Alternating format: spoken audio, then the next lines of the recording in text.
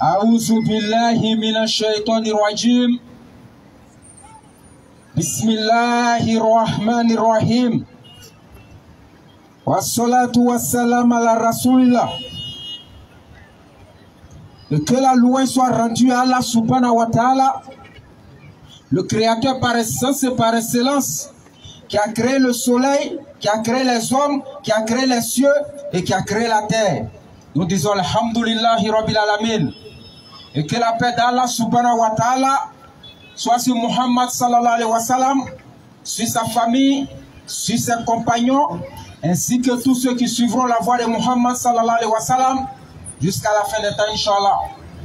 Chers frères et sœurs, à tous ceux qui sont réunis ici à Bobo Banco, et bien sûr à tous ceux qui suivent le direct de Nourdine Jama, depuis la page Lumière, la page Facebook de Nourdine Jama, nous vous saluons avec la salutation de la Rahma, la salutation qui apaise les cœurs, la salutation qui unit les peuples entre eux. Assalamu alaikum wa rahmatullahi wa barakatuh. Et à tous ceux qui ne se sentent pas concernés par Salam alaikum, oui, nous vous passons l'information qu'en vérité, en réalité, Salam alaikum est une prière que nous avons adressée. Parce que la version française de Salam alaikum, c'est que la paix de Dieu soit avec vous. Et nous remercions toujours Allah subhanahu wa ta'ala, le créateur par essence et par excellence, qui fait sa grâce à qui il veut, comme il veut et quand il veut. C'est lui qui a décidé qu'en ce moment précis, des pauvres et des riches, des beaux et des moins beaux se retrouvent aux urgences des hôpitaux. Il y a des personnes plus grandes que nous, plus beaux que nous, plus intelligents que nous, plus forts que nous, plus riches que nous, qui sont aujourd'hui couchés à l'hôpital. Ni leur argent, ni leurs biens, encore moins le docteur, le spécialiste qui s'occupe d'eux, n'a la capacité de trouver la solution à leurs problèmes. C'est Allah subhanahu wa ta'ala qui a décidé en ce jour, en ce temps précis, que des personnes se retrouvent à Yom al-Kiyama, des personnes qui sont plus beaux que nous, qui ont plus de moyens que nous, qui sont plus riches que nous, qui sont plus grands que nous, de se retrouver à Yom al-Kiyama. Et toutes ces personnes malades et qui sont parties à Yom al-Kiyama en ce temps précis, ils n'ont rien fait à Allah subhanahu wa ta'ala pour mériter ce sort. Et nous qui sommes là, ici en bonne santé, nous n'avons rien donné à l'éternel créateur des cieux et de la terre pour mériter la vie, pour mériter la santé, pour mériter la force. Si ce n'est la grâce et la miséricorde d'Allah subhanahu wa ta'ala qu'il accorde à qui il veut et quand il veut, nous disons alhamdulillahi rabbil alamin. Parce qu'en vérité, en réalité, nous devons toujours remercier le créateur des cieux et de la terre. Parce que les grâces d'Allah subhanahu wa ta'ala, on ne peut même pas les compter. Parce que le fait de marcher est une grâce, le fait de respirer est une grâce, le fait de marcher la nourriture est une grâce, le fait d'avaler est une grâce, le fait de voir est une grâce, le fait même de dormir est une grâce. Parce qu'il y a des milliardaires qui ont des maisons, qui ont des étages, qui se retrouvent à ne même pas dormir la nuit. Mais nous, couchés sur un banc, couchés dans un marché, à la gare comme ici à la ferraille, on ronfle que ce soit dans la journée comme dans la nuit. C'est Allah qui a fait descendre sa rahma sur nous. Nous disons alhamdulillahi rabbil alamin. Et nous devons toujours remercier Allah subhanahu wa ta'ala, quelle que soit la situation que nous vivons. Parce que tu te dis, je suis pauvre. Il y a des personnes plus pauvres que toi qui ont fait une semaine, ils n'ont pas encore mangé. Tu te dis non, je ne suis pas en paix. Mais aujourd'hui, remarque dans les pays où il y a la guerre, les balles sifflant sur la tête des gens. Ils sont angoissés, ils n'ont pas le sommeil. Et ils sont toujours quoi? À côté de la mort. Mais toi, tu es ici, le vent te souffle. Et tu dis, tu souffres. Quand tu souffres, pense à celui qui souffre plus que toi. Quand tu es malade, pense à celui qui est plus malade que toi. Et quand tu es pauvre, pense à celui qui est plus pauvre que toi. Parce que la grâce d'Allah subhanahu wa ta'ala, on ne peut pas le compter comme je le disais. Nous devons toujours dire alhamdulillahi rabbil alamin. Et nous remercions toujours Allah subhanahu wa ta'ala qui nous fait toujours la grâce d'être encore ici à Bobo, plus précisément au Banco. Le dimanche dernier, nous étions là. Ça fait déjà une semaine qui s'est écoulée. Mais ces une semaine qui se sont écoulées ne sont pas notre avantage, les frères. Le dimanche à dimanche, ce n'est pas un avantage. Parce que nous nous rapprochons de quoi? De la certitude, qui est la mort. Nous nous rapprochons de quoi? En tout cas, du jugement d'Allah subhanahu wa ta'ala. Parce que lorsqu'on la vie, on quitte ce monde, on quitte Dunia, Yom Al-Kiyama a commencé pour nous. Donc d'un dimanche à un autre dimanche, on doit se poser la question de savoir, mais qu'est-ce que j'ai fait pendant une semaine? Est-ce que j'ai zikré? Est-ce que j'ai invoqué Allah subhanahu wa ta'ala? Est-ce que j'ai bien fait mes 5 prières quotidiennes? On doit tous se poser des questions, parce qu'un jour de plus est un jour de moins qui nous rapproche toujours de Yom Al-Kiyama. Et nous, toujours, on vient ici, c'est le groupe de prédication Nourdine Jama. Bien sûr. Ceux qui sont là pour la première fois, oui. Nous, on fait l'appel et le rappel. C'est ça. Et notre appel s'adresse à tous les non-musulmans. Écoutez. Parce que vous avez dit que le message de l'islam était prêché seulement à la mosquée. C'est ça. Et qu'on parlait souvent, seulement en djoula. Inch'Allah. Ou bien en arabe. Allah kouala kirako. Allah kouala kirako. Attention. Atakbi. Allahu Akbar. Atakbi. Allahu Akbar. Étant donné que je suis baoulé, vas-y frère, je suis à Izi, je suis à Djoukrou, je suis à Aladja, je suis à Nyi, je suis peut-être Senoufo, j'en passe même, Yakouba et j'en passe. Étant donné que je ne suis pas Djoula, c'est ça. Donc comme le message de l'islam est à la mosquée, frère, c'est prêché dans une langue qui n'est pas ma langue, c'est ça. C'est une langue que je ne comprends pas, donc le message de l'islam est seulement destiné aux Djoula et aux Arabes. Et on vous passe l'information que tout Djoula n'est pas musulman. C'est ça. Et tout arabe n'est pas Djoula. Clair et net. Pardon, tout arabe n'est pas musulman. Et tout musulman n'est pas arabe. C'est ça. Donc nous, on a décidé de sortir le message de l'islam de la mosquée dans les espaces publics. C'est ça. Voilà pourquoi tous les vendredis de 16h à 18h, vas-y, nous sommes à Djamé Liberté pour faire l'appel et le rappel. Bien sûr. Et les samedis, bien sûr, nous sommes à commencer à la place Inch'Allah pour faire l'appel et le rappel. Et le dimanche maintenant, nous sommes dans la commune de La ilaha illallah Muhammadur Rasulullah, parce qu'à Bobo est la commune la plus peuplée de Côte d'Ivoire. Et c'est la commune qui contient le plus de musulmans en Côte d'Ivoire. Bien sûr. Donc nous sommes dans la commune de La ilaha illallah, la commune de l'islam, ici au Banco, pour faire passer le message. Donc toi le frère Kofi, toi le frère Yao, toi le frère Ezekiel, toi le frère Eli, toi le frère René. Nous on vient de passer l'information. Écoutez. C'est pour cela qu'on a sorti le message de l'islam. Bien sûr. De la mosquée dans les espaces publics. C'est ça. Pour te passer l'information que le seul messager qui est venu pour l'humanité tout entière, sans que Moïse soit faux. Il s'appelle comment? Sans qu'Abraham soit faux. Vas-y. Sans que Jésus soit faux. Bien sûr. Il s'appelle Muhammad sallallahu alayhi wa sallam. Et que la seule religion, l'unique religion, l'ultime religion, la religion prêchée par tous les prophètes, bien sûr, dans le dernier Muhammad sallallahu alayhi wa sallam, c'est bien la voie de la soumission à Allah subhanahu wa ta'ala qui est l'islam. Donc on est venu te passer ce message-là. Bon, raison pour laquelle nous créons ce forum-là, vas-y frère, faire passer le message aux non-musulmans, et en vérité, en réalité, la seule voie du salut, c'est bien l'islam. Allahu Akbar. Et le rappel maintenant aux musulmans, il s'agit de quoi frère? À nous-mêmes musulmans, quant à notre devoir sacré vis-à-vis de notre belle religion qui est l'islam. Vas-y frère. Parce qu'il ne faudrait pas qu'au travers du comportement de Madou, c'est ça, de Moussa, bien sûr, de Ali, de Konaté, que le Kofi, Yao, René, Ezekiel, Lucie, Albertine, Robert puissent juger la religion de La ilaha illallah à travers nos comportements. C'est ça. Et maintenant, rassurer les musulmans. Rassurer les frères musulmans. Vas-y frère. Parce qu'ils ont entendu. Oui frère. Que Yahweh a créé quelqu'un. Attention. Donc ils pensent que Yahweh a la vérité. Écoutez. C'est parce que Paul a ressuscité un mort. C'est qui ça? Donc pour eux, c'est là-bas que se trouve la vérité bien sûr. Attention frère. Chers frères musulmans, nous on te dit de dormir tranquille. C'est ça. De rester tranquille. De ne pas douter. Bien sûr. Parce que tu es sur le droit chemin. Le seul chemin tracé par tous les prophètes, dans le dernier Muhammad sallallahu alayhi wa sallam, qui est quoi? Dont le fondement est La ilaha illallah. Message de base. Message de base, La ilaha illallah. Parce qu'au temps de Moïse, frère, fallait bien sûr croire en Moïse. Et croire à l'Éternel qui a envoyé Moïse. C'est ça. Donc La ilaha illallah. Moussa Rasulullah. Exode 32, verset 15. Et Jésus a dit dans Jean 14, verset 1. Il a dit quoi? Croyez en Dieu, croyez en moi. Deux personnes distinctes. Donc, dans la tradition arabe, si on voulait traduire en arabe, on pourrait dire La ilaha illallah, Isa Rasulullah.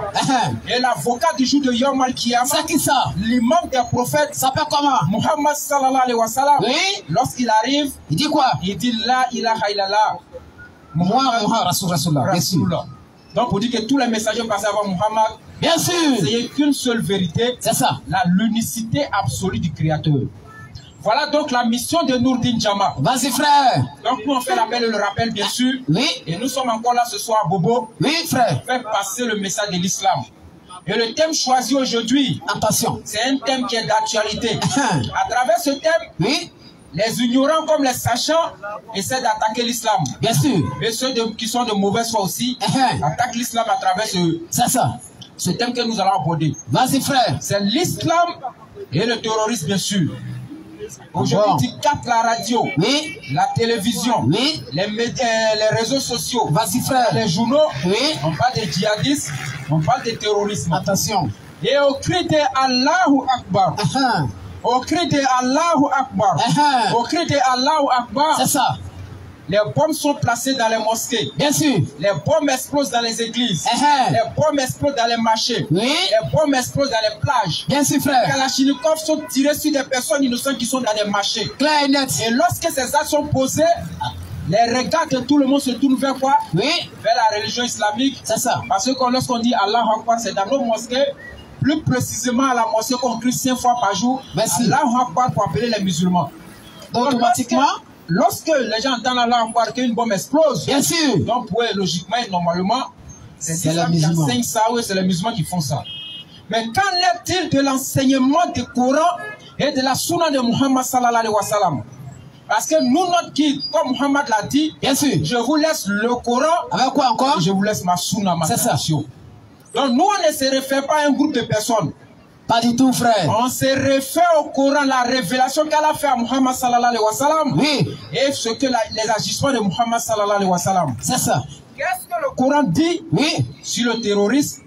Qu'est-ce que le Coran dit sur le djihadisme? C'est le thème qui sera traité ce soir. Rapidement, frère. Et nous, on dit toujours, vous connaîtrez la vérité. Nam. Et la vérité vous affranchira. C'est ça. Et on ajoute que vous connaîtrez Muhammad sallallahu alayhi wa sallam. Inch'Allah. Et Muhammad sallallahu alayhi wa sallam, il vous rendra libre, bien sûr, et il va vous conduire vers la vraie vie. Parce que tous ceux qui sont passés avant Muhammad ont donné la vie, bien sûr. Mais la vie donnée par les prophètes passés avant Muhammad, tels que Jésus, Jean-Baptiste, Moïse, Abraham et Noé, étaient des vies limitées dans l'espace et dans le temps. Parce que la mission de Jésus, la mission de Moïse, c'est ça, la mission de Jean-Baptiste, bien sûr, étaient des missions qui étaient limitées dans l'espace et dans le temps.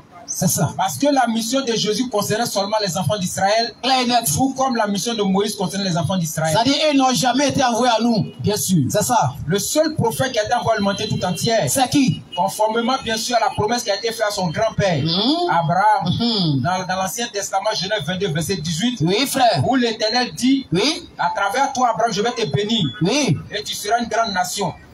Donc, ce qui veut dire qu'à travers Abraham, c'est ça, l'humanité tout entière connaîtra la voix de Dieu à travers un seul prophète. Et nous disons et nous affirmons, oui, frère, haut et fort, coraniquement, bibliquement, c'est ça. Hadithement, si on veut ajouter, le seul prophète qui est venu accomplir cette mission-là, ça c'est la première fois qu'on entend ça. Il s'appelle Muhammad sallallahu alayhi wa sallam, bien sûr. Coraniquement, bibliquement et hadithement. Ça sort de la bibliothèque de Nourdin Jama. Laisse ça après. Ça c'est la bibliothèque de Nourdin Jama. C'est ça. Bien sûr. Donc le thème, c'est l'islam et le terrorisme. Et comme je le disais tout à l'heure, si par hasard une bombe explose, et par malheur le frère s'appelle Ali, ou bien le gars s'appelle Ali ou bien Madou, là on est mort. C'est ça. Pendant 5 jours, l'information va passer en boucle et en boucle sur des médias, sinon sur certains médias. Bien sûr. Appeler à l'humanité que l'islam, c'est l'islam qui enseigne ça de manière voilée, pour éloigner les gens de la voie de la ilaha illallah, Muhammadur Rasulullah. Mais est-ce que ceux qui posent ces actes, nous on ne va pas un voler? Parce qu'ils posent, ils donnent des raisons par rapport à ce qu'ils font. La raison qu'ils avancent souvent, c'est une manière de faire avancer la religion d'Allah. C'est une manière de faire quoi? De faire adorer les gens à la religion d'Allah. Ou bien c'est une autre manière qu'ils avancent pour dire, comme les gens ne pratiquent pas bien l'islam, et ils viennent pour que les gens puissent bien pratiquer l'islam. C'est ça. C'est ce qu'ils disent. Hein? Mais est-ce que l'islam a demandé ça? Est-ce que Muhammad sallallahu alayhi wa sallam, lorsqu'il est arrivé, lorsqu'il a commencé sa mission, jusqu'à la fin de sa mission, a-t-il fusillé un peuple qui n'a pas cru au message de l'islam? La question est toujours posée. Est-ce que le Coran a un message de paix, de miséricorde, d'amour et de tolérance? Ce sont à ces questions-là, Inch'Allah, que nous allons essayer de répondre par le Coran, dans le Coran et à travers le Coran. Inch'Allah. Parce qu'il ne suffit pas de poser une action au nom d'une religion pour que cette action soit mise sur le compte de quoi? De cette religion.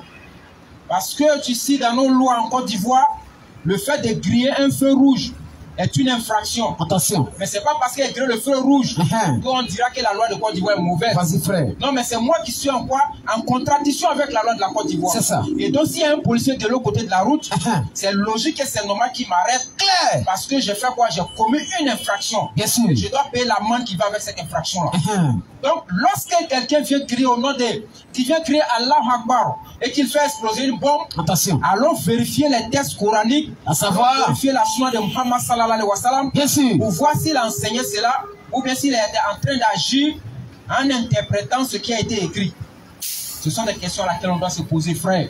Et nous, aujourd'hui, nous n'allons pas faire du fanatisme, bien sûr. Vous pouvez dire non, le Coran n'a pas enseigné ça. Parce que les gens diront, mais dans le Coran, nous voyons des blessés violents. Frère, le frère va revenir dessus, Inch'Allah. Lorsque le Coran parle de combat, libère-toi, frère. Lorsque le Coran parle de guerre, c'est dans des circonstances bien précises et qui s'est passé au temps de Muhammad sallallahu alayhi wa sallam. Et c'est pas généralisé pour dire, bon, comme le prophète a fait ceci, nous on doit faire cela. Non. C'est ça. C'est parce qu'il y a une situation qui s'est présentée.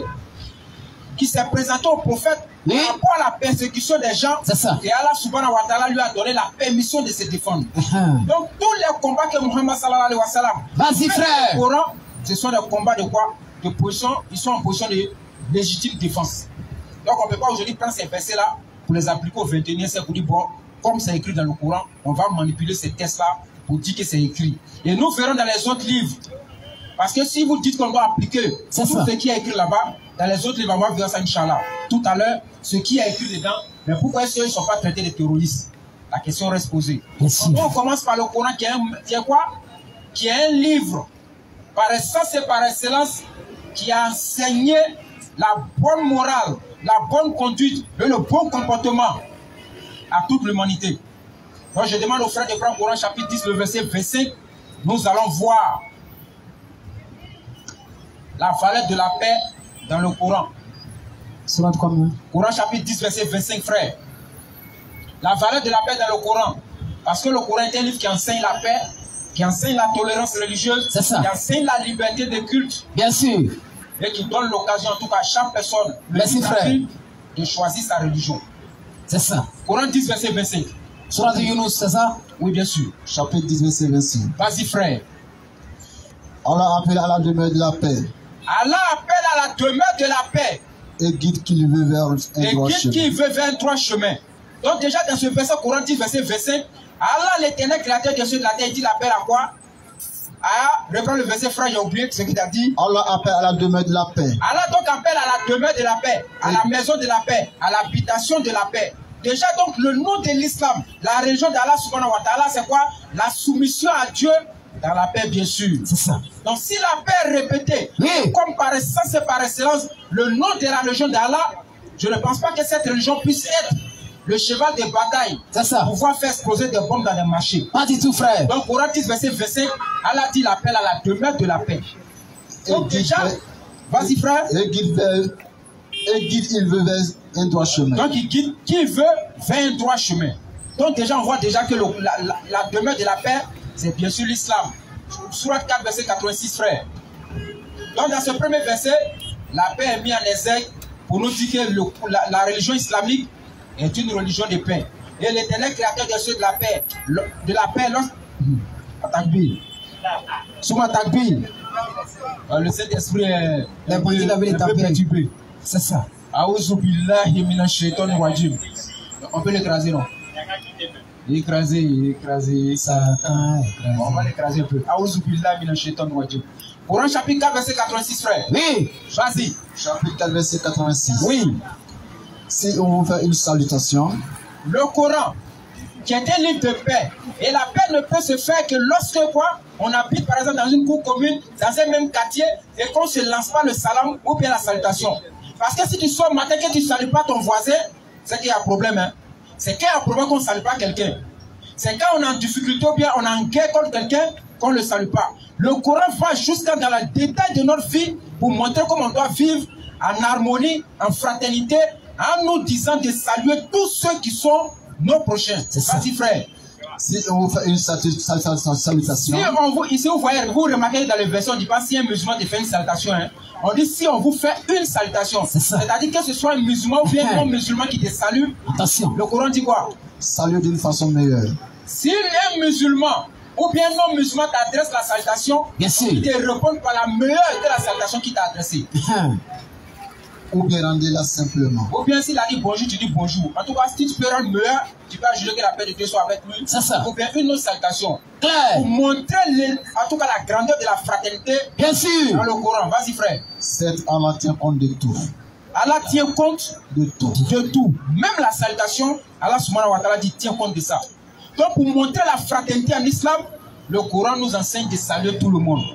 Qu'il soit musulman, qu'il soit athée, qu'il soit bouddhiste, qu'il soit chrétien, qu'il soit maïkari, qu'il soit hindou, qu'il soit qui que ce soit. C'est ça. Tu as le devoir et le droit selon le Coran de saluer tous ceux que tu croises. Bien sûr. Surtout tes voisins de quartier et des voisins de cour. C'est ça. Mais une religion qui va appeler à faire la guerre, oui, est-ce qu'il peut déjà dire aux gens oui, de saluer leurs voisins ou leurs parents en dehors de leurs parents? Ça, c'est le Coran qui enseigne ça. Donc, pour montrer comment est-ce que le Coran met l'accent sur la fraternité qui doit régner entre les gens. C'est ça. Et les gens nous disent de l'autre côté que nous, eux, les livres enseignent l'amour. Que chez nous, notre livre, ça n'enseigne pas l'amour. En bas, hein? Ouais, c'est ce qu'ils disent. Que le prophète enseigne l'amour, nous, notre prophète n'a pas enseigné l'amour. Bon, on ne fait pas de discussion entre les prophètes. Vas-y. Mais c'est une manière de parler aussi. C'est ça. 3, verset 31. Donc, pour dire que l'islam, premièrement, enseigne la paix, la fraternité et l'amour entre nous et notre prochain. C'est ça. A commencer par qui? Par Muhammad sallallahu alayhi wa sallam. Sur oui. verset 31. Chapitre 3, verset 31. Vas-y, frère. Dis, Muhammad. Si vous aimez vraiment Allah, Allah pose la condition ici de se dire, si tu aimes vraiment Allah, suivez-moi. Suivez donc Muhammad sallallahu alayhi wa sallam. Allah vous aimera. Allah va vous aimer à travers Muhammad. Alors il vous pardonne vos péchés. Et Allah va vous pardonner vos péchés. Allah est pardonneur et miséricordieux. Allah est donc pardonneur et miséricordieux. Donc le fait de suivre Muhammad, mais comment est-ce qu'on doit suivre Muhammad sallallahu alayhi wa sallam pour qu'Allah subhanahu wa ta'ala puisse nous aimer? Comment on doit suivre Muhammad? Dans le Coran, Surah 3, verset 31, Allah dit à Muhammad et dit aux gens, si vous aimez vraiment Allah, suivez Muhammad sallallahu alayhi wa sallam. Bien sûr. Mais comment est-ce que Muhammad sallallahu alayhi wa sallam a agi et que nous on doit suivre comme exemple? C'est la question qui doit être posée. Et le Coran dit, le Coran chapitre 68, verset 4, oui, vous avez dans le messager Muhammad un bel exemple à suivre. C'est ça. Et nous savons que Muhammad sallallahu alayhi wa sallam n'a pas tiré fusil sur un innocent. Pas du tout. On n'a pas vu Muhammad rentrer dans un marché et puis prendre son épée pour tuer tous ceux qui sont dans le marché à dire qu'ils ne croient pas en lui. Pas du tout. On a vu Muhammad sallallahu alayhi wa sallam. Bien sûr. Pendant à la Mecque, oui, pendant 13 ans, oui, il a été maltraité. Il a été persécuté par ses propres frères, par sa propre nation qui est la Mecque. Et pendant 13 ans, il n'a pas levé la main contre les Mecquois pour les faire quoi? Pour les couper les têtes. Bien au contraire, les Mecquois ont vu que la religion de l'islam de Muhammad était en train d'avancer. Bien sûr. Ils ont imposé un embargo sur les musulmans à la Mecque. C'est-à-dire on n'achète rien des musulmans et on ne paye rien dans la main des musulmans. C'est ça. Hein? Donc pour les amener à quitter le bateau de La ilaha illallah. Mais tout ça là, Muhammad a enduré ça. Il a appelé ses sahabas, ses disciples, ses compagnons à endurer, à supporter jusqu'à ce que les derniers créateurs de ceux de la terre puissent les faire sortir de la Mecque pour aller à Médine. C'est ça. La vie sauve. Mais jamais en ce moment précis, Muhammad sallallahu alayhi wa sallam n'a dit à ses groupes, bon, comme eux là, ils ne veulent pas croire en moi, voilà ce qu'on va faire. La nuit là, on va rentrer chez eux pour les égorger. Jamais. On va rentrer chez eux pour les tuer. Jamais. Il a toujours encaissé. Il a encaissé la persécution jusqu'à ce qu'il a fui pour aller à Médine. Et à Médine, c'est quand les Mecquois ont quitté la Mecque pour aller l'attaquer à Médine que Dieu lui a donné l'autorisation maintenant de se défendre. Donc, Surah 3, verset 31. Si on aime vraiment Muhammad, si on aime vraiment Allah, on doit suivre Muhammad sallallahu alayhi wa sallam. Et qu'est-ce que Muhammad sallallahu alayhi wa sallam a fait? C'est ce qu'on doit suivre, bien sûr, en nous conformant à ce qui a été enseigné à Muhammad sallallahu alayhi wa sallam. Et nous allons continuer de l'amour du Coran, Coran chapitre 5, verset 13. Nous allons toujours voir comment est-ce que l'amour est enseigné dans le Coran. Parce qu'aujourd'hui, les gens attaquent l'islam à travers ça. Non, vous les musulmans, il n'y a pas amour chez vous. On n'enseigne pas l'amour du prochain chez vous. Ce n'est pas écrit dans vos livres. On va voir ça ce soir, c'est 5, 13. chapitre 5, verset 13. Vas-y, frère. Et puis, à cause de leur violation de l'engagement, à cause de ça, on prend donc c'est un contexte, bien sûr, qu'on va expliquer pour que les gens puissent comprendre. Vas-y, frère. et puis, à cause de leur violation de l'engagement, à cause de la violation de l'engagement qu'eux-mêmes ont pris, nous les avons maudits. Nous les avons maudits, bien sûr. Et endurci leur cœur. Et endurci leur cœur. Ils détournent les paroles de leur sens. Ils détournent les paroles que tu enseignes dans leur sens. Et oublient une partie de ce qui leur a été appris. Et oublient une partie de ce qui leur avait été révélé, enseigné. Tu ne cesseras de découvrir les trahisons. Donc, Muhammad, à chaque fois que tu vas les voir, tu vas découvrir les trahisons. Sauf d'un petit nombre. Sauf parmi eux un petit nombre qui croit en toi, bien sûr. Allah. Allah aime les bienfaisants. Il aime les bienfaisants. Sauf d'un petit nombre. D'entre eux. Pardonne-leur. Pardonne-leur, donc Muhammad, pardonne-leur. Donc. Il faut bien le verser l'endroit, on doit couper tête. Hein. Vas-y, frère. Pardonne-leur donc. Il faut tuer tous ceux qui croient pas en toi, frère. Pardonne-leur donc. Muhammad, il faut prendre un couteau, il faut les égorger tous parce qu'ils n'ont pas cru en toi. Pardonne-leur donc. Pardonne-leur donc. Oublie leurs fautes. Oublie, Muhammad, il faut oublier les fautes. Le fait qu'ils t'ont trahi, ils ont mal interprété, ils ont mal transmis le message. Ne tiens pas rigueur à ça, mais pardonne-leur leurs fautes. Vas-y, frère. Pardonne-leur donc. Pardonne-leur donc. Et oublie les fautes. Et oublie les fautes. Car Allah aime certes les bienfaisants. Allah aime certes les bienfaisants. Donc dans ce verset-là, l'Éternel pouvait donner l'ordre à Muhammad par des gens qui l'ont trahi d'aller faire quoi? D'aller couper les têtes. Mais l'Éternel revient sur l'amour qu'il enseigne à travers son prophète. Parce qu'il dit dans le Coran chapitre 21 verset 107, Muhammad, nous t'avons envoyé en tant qu'une miséricorde pour l'univers. Et la miséricorde de Muhammad sallallahu alayhi wa sallam, non seulement s'étend aux hommes, il va jusqu'aux animaux et à toute l'humanité. C'est ça. Donc ce prophète-là, qui est le prophète de la miséricorde, le prophète du pardon, est toujours enclin, en train de pardonner même à ceux qui l'ont trahi. Et c'est ce qui est révélé dans le Coran chapitre 13, chapitre 5, verset 13. N'est-ce pas? Donc on a vu clairement que le Coran enseigne l'amour, le Coran enseigne la paix. Et nous allons arriver sur un point capital que ceux qui utilisent le djihadisme et le terrorisme utilisent certaines raisons farfelues pour se donner raison par rapport à leur combat. Donc la liberté de culte qui est enseignée dans le Coran. Le frère va prendre le Coran chapitre 5 verset 48. C'est la fin du verset qui m'intéresse. Mais tu vas lire tout le verset pour qu'on puisse comprendre, bien sûr. La liberté d'expression est bien expliquée dans le Coran. Et nous allons voir ça, Inch'Allah.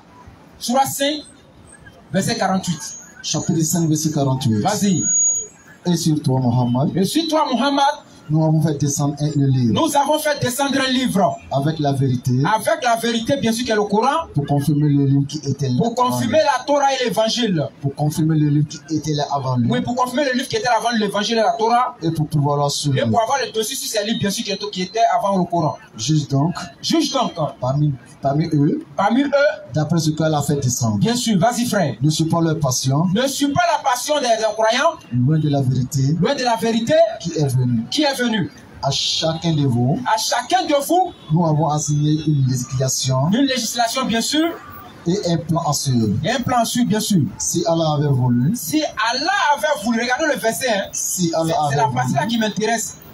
Parce que la liberté d'expression, la liberté de choisir sa religion, la liberté de culte est enseignée dans le Coran. Et je ne pense pas, peut-être que je n'ai pas encore lu, mais je n'ai pas encore vu aussi. Je n'ai pas encore vu et je n'ai pas encore lu dans les révélations faites avant le Coran où on écrit quelque part que la liberté de culte est ordonnée. Seul dans le Coran que j'ai vu ça. Coran chapitre 5, verset 48. Vas-y, frère.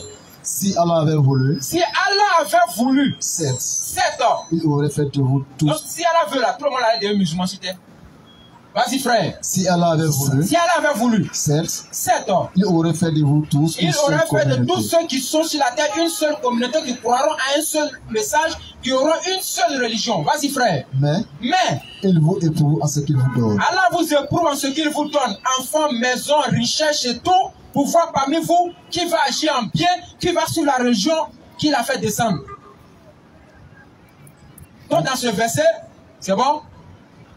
Bon, vas-y frère, c'est lent. Concurrencez donc dans les bonnes œuvres. Concurrencez donc dans les bonnes œuvres. C'est vers Allah qui vous est votre retour. C'est vers Allah qui sera votre retour. Alors, il vous informe de ce que vous faites. Il va vous informer de tout ce que vous avez fait sur la terre. Donc la liberté des cultes ici dans Coran 5:48 est bel et bien explicite. L'Éternel dit, si lui avait voulu par son pouvoir, il allait faire que nous tous on allait suivre une seule religion. Mais c'est lui qui a permis qu'il y ait des musulmans, qu'il y ait des bouddhistes, qu'il y ait des athées, qu'il y ait des chrétiens, qu'il y ait des juifs, qu'il y ait des féticheurs. Oui. C'est lui Allah subhanahu wa ta'ala qui a prévu ça. C'est ça. Et qui a permis ça bien sûr. Parce que il nous a donné quoi? Il a doté l'homme du libre arbitre. C'est ça. Quand nous sommes venus ici là, on a le choix entre le fait de suivre la religion d'Allah ou bien le fait de refuser la religion d'Allah. Bien sûr. Parce que Allah, il sait ce qu'on est venu faire sur terre. Clair et net. On est venu pour un examen. Mais si nous impose une religion, demain on aura un argument pour dire bon Dieu, tu ne nous as pas permis de choisir. C'est ça. On a choisi ta religion. Donc il laisse la vérité, il laisse le mensonge, il donne les preuves palpables à travers ses prophètes et ceux qui suivent les prophètes pour que les gens puissent suivre la voie tracée par tous ces prophètes. C'est ça. Mais si tu as vu toute l'évidence, toute la vérité enseignée par les prophètes que tu as refusé, lui t'attend Yom Al-Kiyama. Et comme je l'ai dit la dernière fois, un jour ce Dieu fait 1000 ans sur terre. Donc il n'est pas pressé. Donc ce Dieu là, ça veut dire que Jésus est parti, ça fait 2 jours. 2 jours seulement. Depuis que Jésus est parti là, ça fait 2 jours. Maintenant Muhammad sallallahu alayhi wa sallam, ça fait pratiquement, ça ne vaut même pas un jour et demi même. 1400 ans, ça fait 1 jour, quelques poussières. Ça ne vaut même pas un jour et demi. C'est ça. Là, hein. Mais nous quand on regarde 1400 ans, il y a longtemps, hein. Ça dure, hein. Mais chez Dieu c'est rien. Donc le temps n'est rien chez Dieu.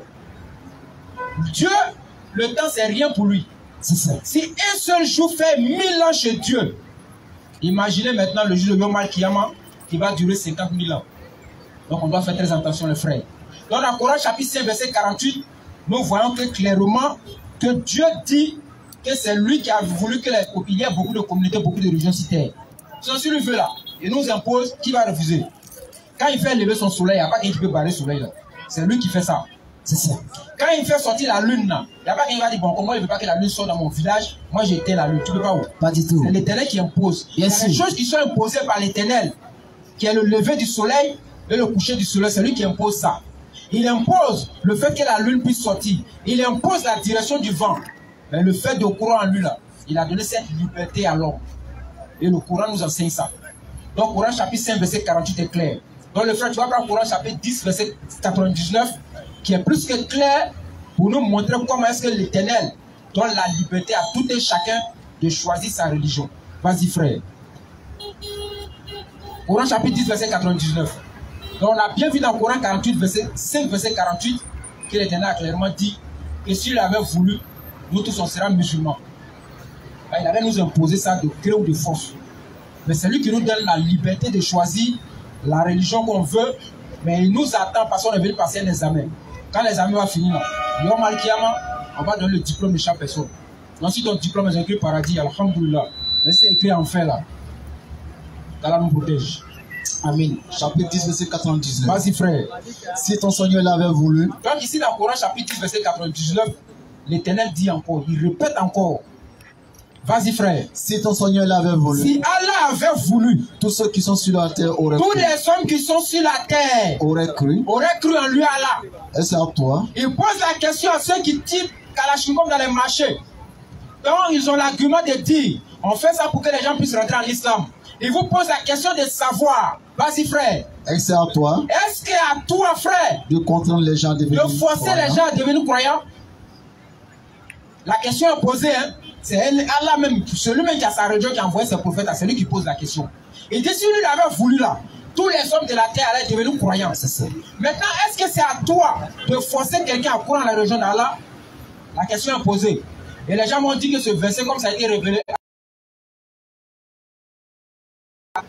il a fait un double jeu. Donc ce jour-là, modéré, comme il n'a pas la force, il présente une religion de paix. Mais quand il est arrivé à Médine, quand il a la force, il a commencé à voir beaucoup les gens. Donc nous allons voir l'enseignement de Muhammad à la Mecque où il a reçu cette révélation. Surah 10 verset 99 et à Médine lorsqu'il reçoit une autre révélation. Qu'est-ce qu'il dit sur la liberté d'expression, sur la liberté de culte? Surah 2 verset 256. Chapitre 2 verset 256. Vas-y frère. Nulle contrainte en religion. Il n'y a pas de contrainte en religion.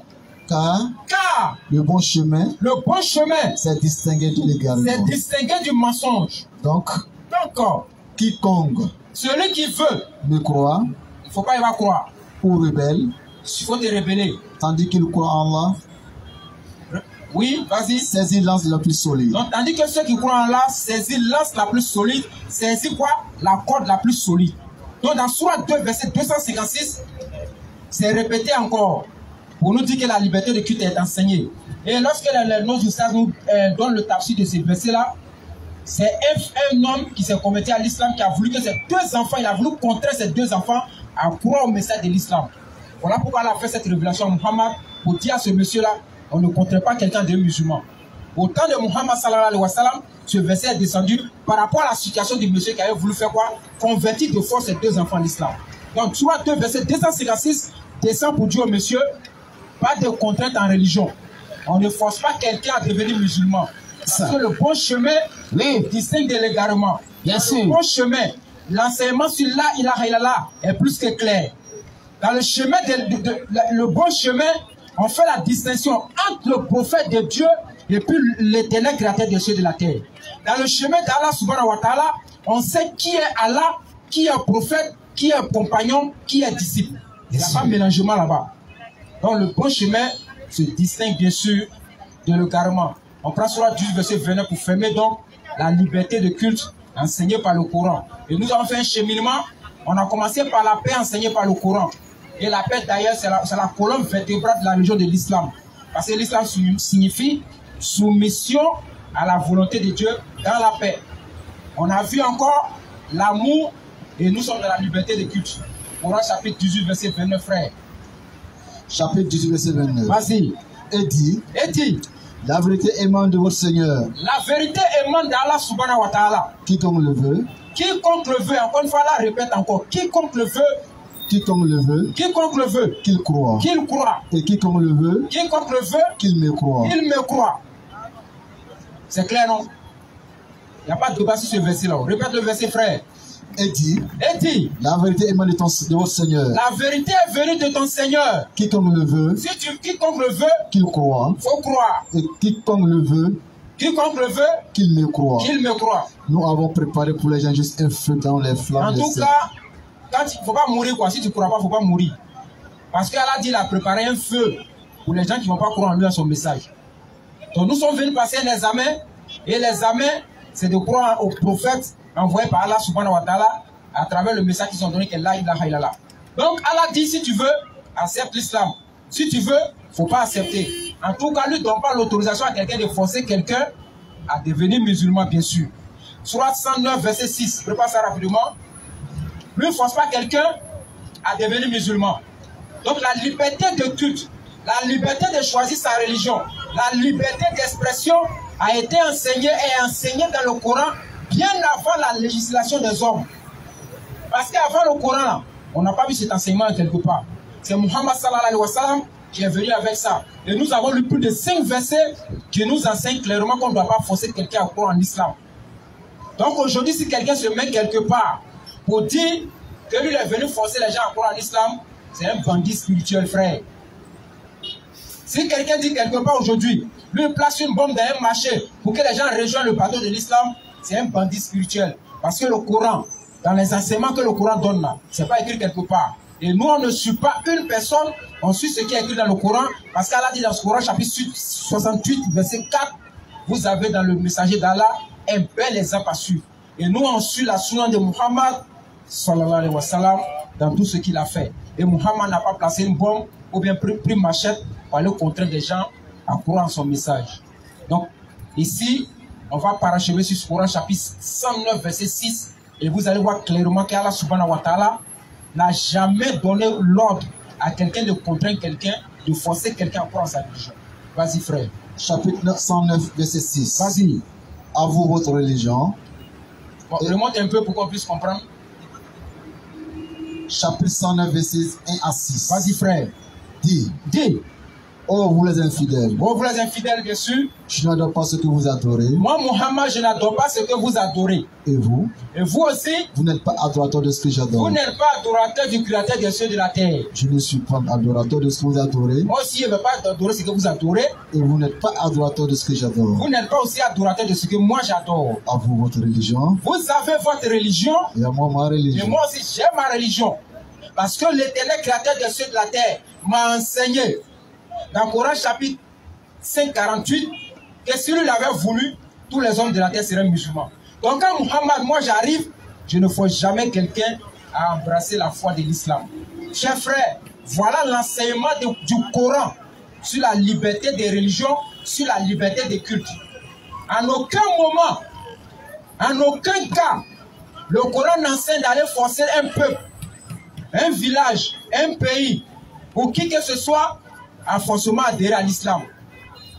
L'islam, c'est par les preuves palpables. On convainc quelqu'un dans le Coran chapitre 7, verset 125, Allah dit par la bonne exhortation et la sagesse, appelle les gens au chemin de ton Seigneur. Par la parole et la bonne exhortation. Donc c'est à travers ces deux âmes-là, les âmes pacifiques, qu'on appelle quoi? On appelle les gens à adhérer au message de l'islam. Et nous allons terminer par un message que nous allons lancer à tous ceux qui disent qu'eux, ils placent des bombes au nom de l'islam. Donc il y a un enseignement dans le Coran chapitre 5, verset 32 que nous allons lire pour qu'on puisse bien comprendre. Parce qu'aujourd'hui, à travers donc ce que nous avons dit, cette violence-là, les gens essaient d'attaquer notre belle religion qui est l'islam. Et les fondements de l'islam ne sont pas fondés sur la violence, mais sur la paix et sur la transmission du message de manière pacifique. Et comme je le dis toujours, je l'ai répété à jamais, l'Indonésie est le plus grand pays musulman du monde, le plus peuplé. Près de 200 millions d'Indonésiens, ils sont musulmans. Et non seulement ils ne sont pas arabes, et ils sont très loin de quoi? De l'Arabie. Aucun Sahaba n'est arrivé avec des Kalachnikov là-bas. Personne n'est allé placer bon dans un marché en Indonésie pour imposer l'islam. Mais l'Indonésie aujourd'hui, le plus grand pays islamique en termes de population. Qu'est-ce qui s'est passé? Lorsque les Sahaba du prophète Muhammad sallallahu alayhi wa sallam sont allés en Indonésie pour aller faire leur commerce, quand ils payent 1 kilo de riz chez eux, ils ajoutent 1 gramme dessus. Tu payes 1 kilo, ils mettent 1 gramme. Tu payes 2 kilos, ils mettent 1 gramme. Toujours, ils augmentent au lieu de diminuer. Mais aujourd'hui, chez nous, là, à la moitié maintenant. Là, tu payes 1 kilo, le gars va te donner, il va te donner un demi même. C'est pas qu'il va te maloriser. Mais eux, ils vont là-bas pour aller faire commerce. Hein. Ils cherchent à faire quoi? Ils font la dawa dans quoi? Dans ce qu'ils sont en train de faire. Et pour attirer l'attention de mes frères, du Tchassa ici à la Ferraille, ouais, les morts. Il faut qu'on appelle les gens en islam à travers notre commerce, surtout la Ferraille. Je suis dans le domaine, je suis mécanicien, c'est pour ça qu'il parle. On se connaît. Quand la pièce n'est pas bonne, frère, ayons le courage. Ayons le courage de dire aux frères, ça là, c'est 3e mai. Voilà, 2e mai, c'est 50 000. 1er mai, c'est 100 000. Maintenant, ça là, c'est 10 000. Donc, il ne faudrait pas qu'on fasse passer la pièce de 3e mai pour une pièce de 1er mai. Le gars monte l'amortisseur. On a pompé l'amortisseur, on a bien nettoyé. Il a monté sa voiture. Une semaine, il tombe dans un petit ravin. C'est mort. C'est gâté. Le gars dit, mais les djoulas là même vraiment. T'as vu les pères amortisseurs hier. Les djoulas, c'est pas sérieux. Lorsqu'il dit les djoulas, en même temps qu'il est en train de vous désigner, il désigne quoi? Il est en train de juger votre religion à travers votre comportement. Lorsqu'il dit les djoulas là, nous on vient de l'autre côté, on sait. Nous on était de l'autre côté, on connaît. Quand on dit djoulas là, automatiquement on passe à l'islam. Donc quand il dit les djoulas là, il pense à votre religion. Donc quand tu vas dire frère, il faut des musulmans qui m'attendent. Des frères escrocs là, religion qui enseigne l'escroquerie, c'est ça moi il dois suivre. Donc à travers nos comportements, notre religion est visée les frères. Donc quand les sabbats du prophète Muhammad, c'est un coup de poing, ça allait. Quand les compagnons du prophète Muhammad sallallahu alayhi wa sallam sont arrivés en Indonésie, pour faire leur commerce, ils ont fait la dawa dans le commerce. En faisant quoi? Tu payes 1 kilo, ils mettent 1 gramme. Donc les Indonésiens ont remarqué, ils ont dit, mais ah, ceux-là, tu payes 1 kilo, ils mettent 1 gramme. Donc ils ont commencé à remarquer le comportement des gens. Ils sont là, ils prient, ils ont commencé à s'informer et à se renseigner. Et ils ont compris que c'est la religion qui suit là qui a fait que ceux-là se comportent comme ça. Et à travers ce comportement, aujourd'hui l'Indonésie compte 200 millions d'habitants et à près de 95% de musulmans. Environ près de 180 millions de personnes qui sont quoi? Qui sont musulmans en Indonésie. Sans qu'il y ait une armée musulmane qui allait les contraindre. Sans qu'il y ait un coup de fusil qui a été tiré en Indonésie, les Indonésiens sont aujourd'hui en majorité musulmane à travers un seul comportement qui est quoi? Que le fait de faire le commerce dans la transparence. Donc nous devons à travers nos comportements appeler les gens à l'islam. Et nous savons que c'est à travers ce comportement-là. Avant, là, il n'y avait pas les rassemblements comme ça pour appeler les gens à l'islam. Et nous avons vu dans nos villages où il y avait des musulmans, il était un seul musulman dans un village, il réussit à convertir 2, 3, 4 personnes dans le village à travers son comportement. C'est ce qu'on doit adopter les frères. Parce que vos parents, pour le dire, qui ont été dans nos villages, à travers leur comportement, leur meilleure manière d'agir, nos parents ont rejoint le bateau de l'islam. Bien sûr. À travers le comportement. Donc faisons la dawa. Non seulement, bien sûr, c'est bien de faire la dawa par la parole, mais la dawa par le comportement est la meilleure des dawa. Et ça, c'est sans frontières, ça traverse les frontières. Et il n'y a pas quelqu'un qui ne peut pas être quoi, qui ne peut pas admirer ça, ou qui ne peut pas toucher par cette dawa du comportement. C'est ça. Donc faisons la dawa par le comportement, c'est très important, Inch'Allah. Donc pour revenir dans l'enseignement que je donne, Coran chapitre 5, verset 32, il y a un enseignement qui est donné, pas moi, mais qui est donné pour qu'on puisse comprendre quelque chose par rapport à ceux qui lancent les bombes dans les marchés, dans les gares. Surah 5, verset 32. Chapitre 5, verset 32. Vas-y, frère. C'est pourquoi nous avons prescrit pour les enfants d'Israël. C'est pourquoi l'Éternel dit, nous avons prescrit aux enfants d'Israël que quiconque tuerait une personne non coupable, une seule personne non coupable d'un meurtre ou d'une corruption sur la terre, c'est comme s'il avait tué tous les hommes. C'est comme s'il avait tué tous les hommes. Vous voyez l'enseignement du Coran? Coran chapitre 5, verset 32. Donc l'Éternel, à travers les enfants d'Israël, enseigne toute l'humanité pour dire, quand tu tues une seule personne qui n'a rien fait, tu as tué une personne qui était dans son marché, en train de faire son commerce, tu as placé la bombe, tu as tiré le fusil, il est innocent parce qu'il ne sait même pas ce qui se passe, il est mort, c'est comme si tu as tué tous les hommes qui sont sur la terre. Continue, frère. Et quiconque lui fait don de la vie. Et quiconque fait don de la vie. C'est comme s'il fait don à la vie à tous les hommes. C'est comme si tu avais sauvé tous les hommes qui sont sur la terre. Oui. En effet. Nos messagers sont venus à eux. Nos messagers sont venus à eux. Avec les preuves. Bien sûr. Et puis voilà, qu'en début de cela, beaucoup d'entre eux se mettent à commettre des excès sur la terre. Merci, frère. Donc le message est clair. Donc quand tu as tué un marché après 100 personnes. Bon. Si on dit une personne qui a tué, c'est comme si tu as tué tout le monde sur la terre. Aujourd'hui, on est 7 milliards. Donc si toi, tu dois prendre péché de 7 milliards de personnes là, Yoma Kiyama, tu t'en sors comment? Tu vas t'en sortir comment? Tu ne peux pas t'en sortir. Ça sera très compliqué. Surah 4, verset 93, mon dernier verset. Surah 4, verset 93. Chapitre 4, verset 93. Hein? Ouais, non, ça va donner le mais... Vas-y, frère. Chapitre 4, verset 93. Oui. Quiconque tue instantanément un croyant. Écoutez l'information qui est donnée au Coran à Bobolais. Pour ne pas que quelqu'un vienne vous manipuler ici pour dire non, quand tu fais djihad, tu es allé au paradis. Écoutez très bien, c'est le Coran qui parle, frère. Coran chapitre 4, verset 93. Écoutez l'information et l'enseignement qui est donné. Vas-y, frère. Chapitre 4, verset 93. Oui. Quiconque tue intentionnellement un croyant. Quiconque tue intentionnellement un croyant. Sa rétribution alors sera l'enfer. C'est-à-dire sa récompense sera où ça? L'enfer. Dans l'enfer. C'est fini? Pour y demeurer éternellement. Pour y demeurer éternellement. Je prends le verset, frère. Quiconque tue intentionnellement un croyant. Quiconque tue intentionnellement un croyant. Sa rétribution alors sera l'enfer. Sa récompense sera l'enfer. Pour y demeurer éternellement. Et il va y demeurer éternellement. Allah la frappe de sa colère. Et Allah le frappe de sa colère. La maudit. Et la maudit. Et lui a préparé un énorme châtiment. Si tu tues un seul croyant. Voilà, la question qu'on pose, c'est une question de réflexion, frère. Lorsque tu arrives dans un marché, que tu as lancé une bombe, est-ce que la bombe peut attaque B. Vas-y. Sous ma attaque B. Lorsque tu rentres dans un marché, tu places une bombe, tu tires un fusil. Est-ce que la bombe peut trier entre le croyant et le non-croyant? Est-ce qu'on peut savoir s'il y a un croyant dans le marché ou bien pas de croyant dans le marché? Tu as tué tout le monde dans le marché. Tu as tué tout le monde à la gare. Tu as tué tout le monde qui sont peut-être à la plage. Mais parmi eux, tu ne sais même pas s'il y a un croyant. Donc s'il y a un seul croyant qui meurt dans ça, ta place est où? En enfer, et tu reçois la malédiction d'Allah subhanahu wa ta'ala. Donc faisons très attention à ne pas avaler toute information et toute l'actualité qui est diffusée. Donc à Bobolais, chers frères et sœurs, faisons attention. Parce qu'il ne faudra pas que quelqu'un vienne dire non, quand tu cries Allah Akbar, tu places une bombe, tu meurs, il va au paradis. Posez la question à ce dernier.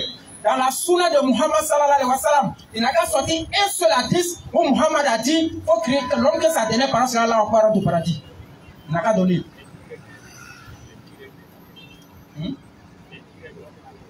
Même dans le direct de la guerre, il n'a qu'à donner où Muhammad sallallahu alayhi wa sallam a dit Quand tu cries Allah Akbar, ta dernière parole Allah Akbar, tu rentres au paradis. Ça n'existe nulle part. Et ça n'a jamais été enseigné. Bizarrement, ces personnes crient Allah Akbar, ils se font exploser. Muhammad a enseigné une seule chose. Il dit celui dont la parole, la dernière parole sera La ilaha illallah, c'est celui qui va rentrer au paradis. C'est ça. Il n'a jamais dit Allah Akbar. Mais sur quoi donc se fondent, ou bien se basent ceux qui disent Allah Akbar pour aller placer les bombes, frères? La question reste en suspens. Et Muhammad sallallahu alayhi wa sallam a dit une chose. Merci. Il dit, celui qui tue, qui fait du mal à un juif ou à un chrétien, le jour de Yom al-Kiyama, c'est moi je me dresserai devant cette personne pour être avocat de celui qui l'a tué pour qu'on puisse l'amener en enfer. Mais si Muhammad sallallahu alayhi wa sallam, qui est l'avocat de Yom al-Kiyama, celui-là qui va prier à Allah subhanahu wa ta'ala pour que le jugement commence, devient un avocat contre toi là, toi tu vas où? La place sera où, mes frères? Donc méditons beaucoup, réfléchissons beaucoup. L'islam est une religion de paix qui enseigne la paix. L'islam est une religion de tolérance qui enseigne la tolérance. L'islam est une religion qui permet à tout un chacun de pratiquer sa religion. Quelle que soit ta religion, l'islam te donne la permission de la pratiquer. Mais ce que nous on fait, c'est la dawa, à travers la parole et le bon comportement, pour appeler les autres aussi à croire à notre religion. Pas avec les armes, mais avec la bonne manière, comme enseigne dans le Coran chapitre 16, verset 125. Mais comme les gens nous attaquent aussi pour dire que nous, notre livre est très violent, on parle de guerre seulement dans nos livres, on va se tourner dans les autres livres pour voir qu'est-ce qui est enseigné là-bas par rapport à quoi? À la violence et à la guerre. Et à la fin, en fin de compte, on va tirer la conclusion de savoir entre le Coran et les livres révélés avant le Coran, qu'est-ce qui réellement enseigne la notion de guerre. Sur ce, bismillah. Donc à tous ceux qui ont des questions, vous pouvez déjà préparer vos questions, le frère va passer pour prendre les questions. Aussi, on a le cahier qui est là, comme on l'a dit, c'est un gouvernement qui a décidé d'ouvrir le cahier depuis devant la mairie. Donc le cahier est ouvert, comme vous le savez, on l'a déjà toujours rappelé. Voilà, c'est pour qu'on puisse rentrer à l'intérieur du pays. Parce qu'aujourd'hui, à l'intérieur, ils ont besoin de nous. Si nous avons besoin de nous, on n'a pas les moyens pour aller. Saint Pedro a besoin de nous, nous n'avons pas les moyens pour aller. Parce que pour aller faire la dawa à l'intérieur, il faut qu'on soit 5, 10, 15, 20 personnes pour pouvoir rentrer dans tout le contrées. Mais toi, qui est seul, mais vous allez dans une ville là. Vous allez faire combien de temps? Vous ne pouvez pas tuer. Mais si vous êtes 10, on se départage la ville, chacun va de son côté pour appeler les gens au chemin de l'islam. Votre cahier est ouvert. Et ceux qui ont les questions, préparez les questions. Bismillah. Assalamu alaikum wa rahmatullahi wa barakatuh. Assalamu alaikum wa rahmatullahi wa barakatuh. Assalamu alaikum, alhamdulillah, alhamdulillah. Chers parents, qu'on va de plus qu'Allah nous bénisse. Que Allah subhanahu wa ta'ala donne très bonne fin. Qu'Allah nous pardonne nos manquements. Merci beaucoup pour l'enseignement. Parce qu'aujourd'hui, vraiment, il ne sait pas si les gens font exprès ou pas. Mais lorsqu'on parle de la liberté d'expression, chacun est libre de penser ce qu'il veut. Il est libre de dire ce qu'il veut, bien sûr. Aujourd'hui, les gens attaquent l'islam, Mohammed alayhi salam, il est violent, les musulmans sont barbares, par-ci, par-là. Bon. L'intégrer quelque part, mon peuple, c'est fait par manque de savoir. C'est clair. Donc aujourd'hui, on voit que ces gens, vraiment, ils ne sont pas à jour. Jamais. Pour moi, ils sont comme l'ordinateur. Bien sûr. Donc ils ne sont pas à jour, pas les mêmes pays à marche, quoi, Inch'Allah. Bien sûr. Parce que les gens traitent des musulmans des barbares, l'islam, c'est la religion terroriste, comme ça, autre. Plein. Donc il a donné. S'il veut donner les versets, on ne va pas quitter ici. Non, ça va trop beaucoup. Il y a tellement de versets coraniques. Bien sûr. Bon, les gens ont compris. Maintenant, on va voir un peu la Torah. Le l'évangile. Dieu qui enseigne de tuer, c'est lui qui est le véritable. L'évangile, c'est Allah, non? Bien sûr. On va demander à Moïse, celui qui l'a envoyé, c'est Satan ou c'est Dieu? Question. Parce que Dieu n'aime pas tuer selon eux. Donc, Inch'Allah. Donc, chers parents, Oussaz ou bien sûr Astor, si tu peux les deux aussi, vous deux, ou soit tu prends directement, on va donner un verset. D'abord, moi, j'aimerais savoir, qui a envoyé Moïse même? Question. C'est Satan ou c'est Dieu? C'est Dieu. Oui, c'est l'assistance du cause. À tout le monde même. Qui a envoyé Moïse? L'assistance, bien sûr. C'est Dieu, Allah. Qui a envoyé Moïse? Allah. Vous êtes sûr que c'est Dieu? Donc tout ce que Moïse fait, c'est Dieu qui dit à Moïse de faire. Ouais.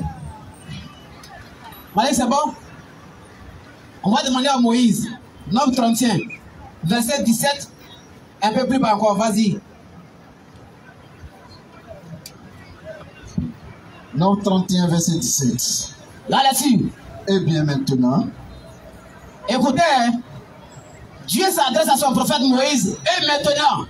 Et bien maintenant. Merci frère. Tuez tous les garçons. Attention. Attention.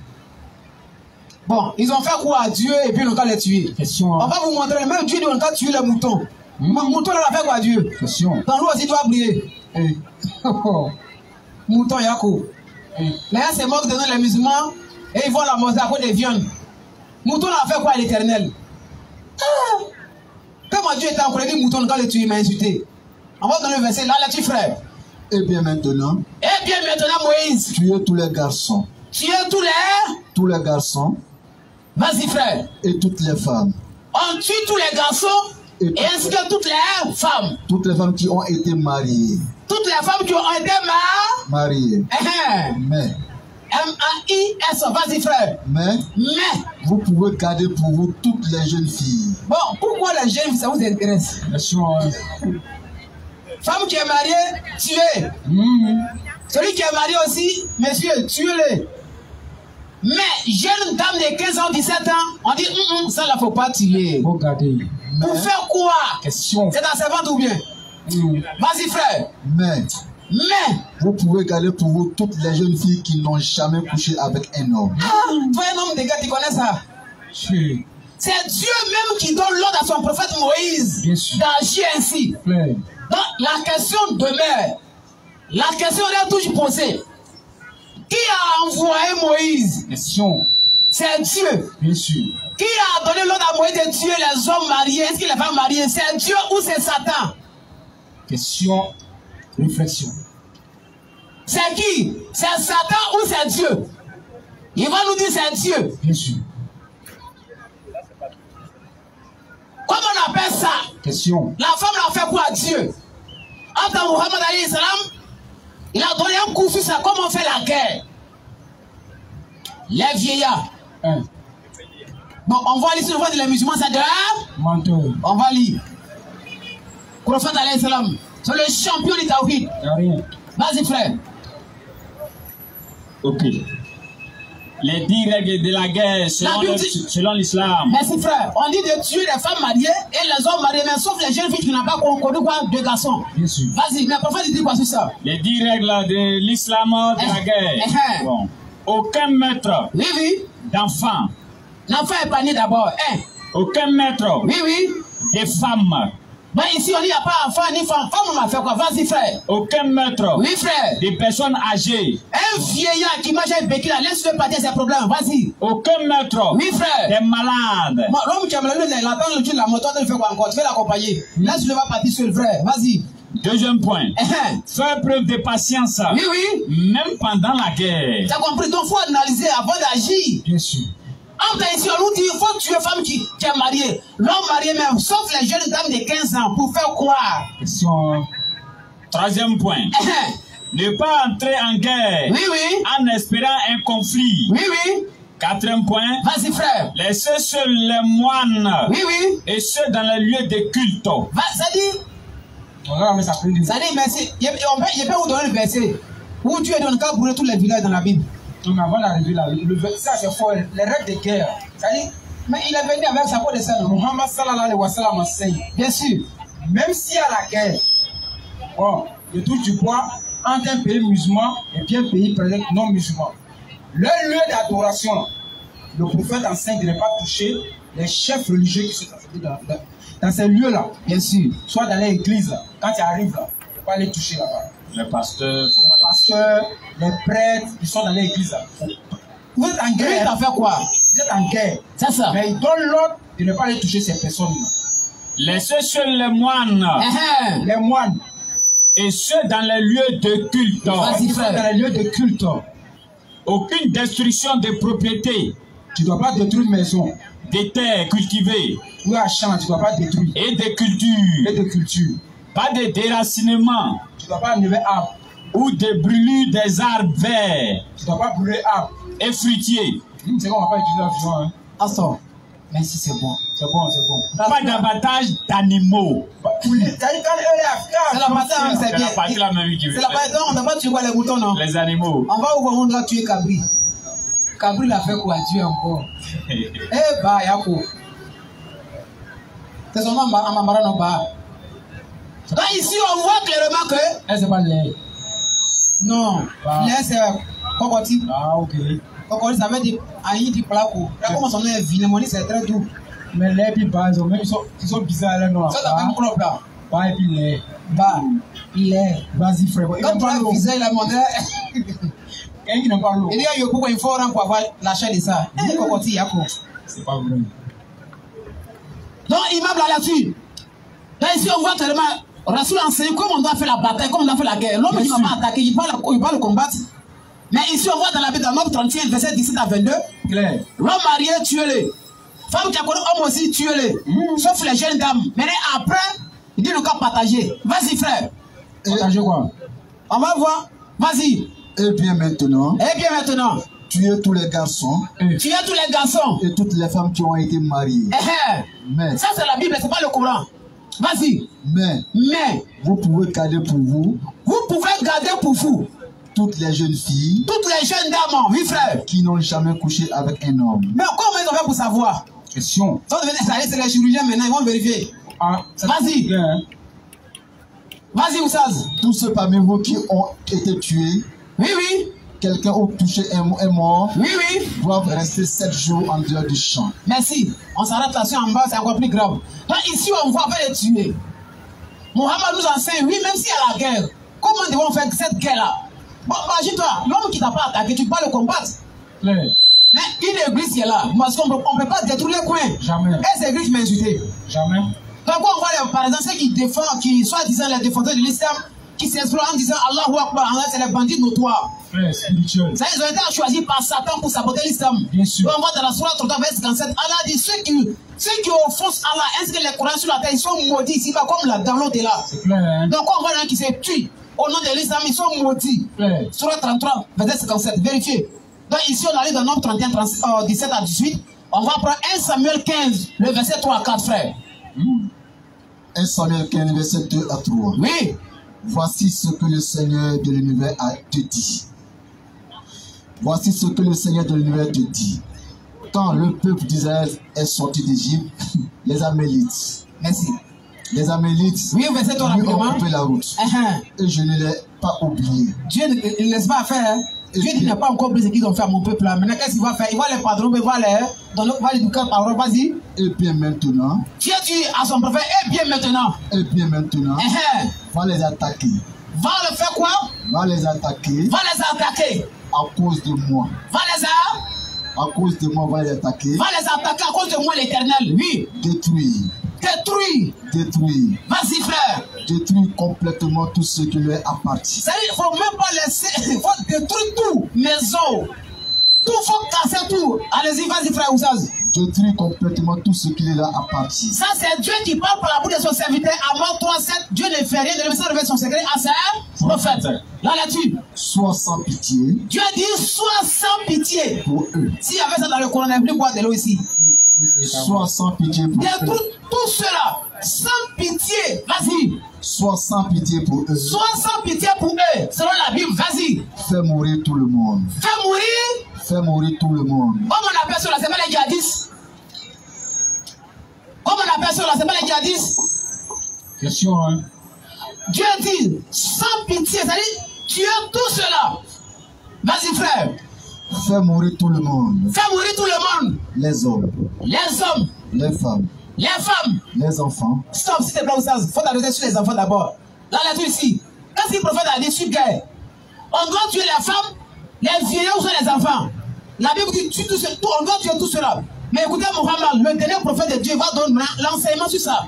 Vas-y. Aucun maître d'enfant. Prophète ne doit pas tuer un enfant. Des femmes. L'enfant me fait guerre à qui? Vas-y, une femme encore. Aucun maître d'enfant. Vas-y, frère. Aucun maître de femmes. Une femme encore, frère. Aucun maître de personnes âgées. Un vieillard, on doit le laisser en paix. Aucun homme malade. L'homme qui est malade, on ne doit pas le tuer. Pas d'abattage d'animaux. Ici, on voit moutons, bœufs. Tous, on ne doit pas les tuer. Vas-y, un peu plus Malik. Sois sans pitié pour eux. Sois sans pitié pour eux. Fais mourir tout le monde. Fais mourir tout le monde. Les hommes. Vas-y. les femmes, les enfants et les bébés. Les bœufs. Attention, bébé a fait quoi à Dieu? Question. Même si on dit Dieu aussi est fâché, mais bébé là, il a fait quoi? Question, hein. Réponds à la toute chose. Faire mourir même les bébés. Bébé a fait quoi à Dieu? Ça, le Coran n'a jamais dit ça. Ouais. Celui qui t'a combattu, c'est lui qui t'a fait la réplique. Bien sûr. Mais comment ça? Allah a donné le règle, Dieu explique dans le Coran. Surah 22, le verset 39. Ça dit Dieu donne l'ordre à Muhammad, à ses compagnons. Ah, défendez-vous, sinon les gars vont vous tuer. C'est Dieu qu'on appelle la légitime défense. Sinon comme ça, toi tu es là pour tuer les gens. Non. Mais lorsqu'il y a la guerre de la Bible, là, Dieu dit, bébé au tue. Là, tu vous avez. Sois sans pitié pour eux. Sois sans pitié pour eux. Fais mourir tout le monde. Fais mourir tout le monde. Les hommes. Et les femmes. Les enfants. Et les bébés. Les bœufs. Et les moutons. Les chameaux. Mais mouton fait quoi à Dieu? Question, hein. Mouton qui ne parle pas. Tellement Dieu a collé Dieu, il me regarde mal. Avec vos questions, s'il vous plaît. Mouton Yako. Mouton a fait quoi à Dieu? Tiens par là. Est-ce que le Coran sait ça? Non. Donc si l'islam, le Dieu des musulmans, c'est Dieu de guerre. Donc ça manque que Moïse est le même Dieu avec Mohammed. Donc le Dieu qui autorise tuerie là, vous dites que c'est Allah, non? Qui a envoyé Moïse? Question. Qui a envoyé Moïse? Ce n'est pas Dieu? Bien sûr. Qui est ce Dieu là? Ça fait 1. On peut donner encore? On va prendre le Nouveau Testament et puis on prend la question rapidement. Prends Luc chapitre 9. Luc 19 verset 27. Et puis Matthieu 18 verset 6. Même Jésus a dit, ceux qui ont cru en lui là, si quelqu'un est en train de l'embrouiller là, on doit le pendre. On dit Jésus est un homme idéal, l'homme de la paix. Jésus, vous ne le connaissez pas, hein? Luc 19 verset 27. Luc chapitre 19 verset 27, frère. Au reste, amenez ici mes ennemis. Bon, ça, ce verset là, ça parle de son retour. Quand sa seconde venue, bien sûr. Ceux qui n'ont pas cru, il va abolitionner les enseignements islamiques. Il va venir établir toutes ces faussetés qu'ils ont mis sur lui. Donc le verset parle le retour d'Isa. Quand Dieu va le ramener encore sur la terre ici, c'est là que cela va s'accomplir. Vas-y. Au reste, amenez ici mes ennemis. Parce que les gens n'ont pas cru à lui. La majorité des enfants d'Israël n'ont pas cru à son message. On va dans Jean 1 verset 1, on dit les cieux n'ont pas reçu. Et il dit dans Jean 17 verset 6 à 9, il y a une partie qui ont cru. Vas-y frère Oussal. Au reste, amenez ici mes ennemis. En moi, il n'a pas dit à votre ennemi. Des fois, on nous dit non. Lui, il n'a pas d'ennemis. Non, hein. Jésus a ses ennemis propres dans la Bible. Et ses disciples aussi ont leurs propres ennemis aussi dans la Bible. Il a dit dans Matthieu 4, 44, priez pour vos ennemis. Faut m'aider bien, mon frère. Priez aussi pour vos ennemis. Il n'a pas dit moi, mes ennemis. Bien sûr. Donc, il a ses ennemis propres à lui. Et ses disciples aussi ont leurs propres ennemis à eux. C'est clair. Donc, priez pour vos ennemis. Il n'a pas dit mes ennemis. Bien sûr. Pour lui, c'est ici. Matthieu, Luc 19, verset 27, dans la lecture. Au reste, amenez ici mes ennemis. Pas votre ennemi, mes ennemis. Donc lui aussi, il a ennemi. Vas-y, frère. Qui n'ont pas voulu que je règne sur eux. Parce qu'il a maudit les pharisiens. Vas-y, frère. Qui n'ont pas voulu que je règne sur eux. Et tuez-les à ma présence. Jésus qui va venir, il va les tuer à ma présence, bien sûr. Vas-y, un peu plus bas. Ça finit? Matthieu 18 et 6. Matthieu 18, verset 6. Supposons ceci. Bon, supposons ceci. Quelqu'un fait tomber. Quelqu'un fait tomber. Dans le péché. Oui, frère. L'un de ces petits qui croit en moi. C'est celui qui a couru à moi. Toi, l'embrouiller pour qu'il pèse sa foi en moi. Oui. Eh bien. Il vaut mieux qu'on attache. On attache quoi? Une grosse pierre. Ça dit comme 2 briques. Oui. Au cou de cette personne. On doit l'attacher, oui. Et qu'on la jette au fond de la mer. Bon, si on a fait d'aller, tu vas mourir. Ça, c'est le conseil de Jésus. Hein. Bien sûr. Réponds le verset, frère. Matthieu 18 et 6. Aimez vos ennemis là. Écoutez ce que lui-même donne comme enseignement. Vas-y, frère. Supposons ceci. Oui. Quelqu'un fait tomber. Oui. Dans le péché l'un de ces petits qui croit en moi. Celui qui croit en moi, bien sûr. Eh bien. Il vaut mieux qu'on attache une grosse pierre. Si quelqu'un va embrouiller celui qui a cru en Jésus, il y a un conseil qu'il donne. Vas-y. Il faut qu'on attache une grosse pierre. Une grosse pierre. Au cou de cette personne. Et qu'on la jette au fond de la mer. Pas dans la dune, hein, dans la mer.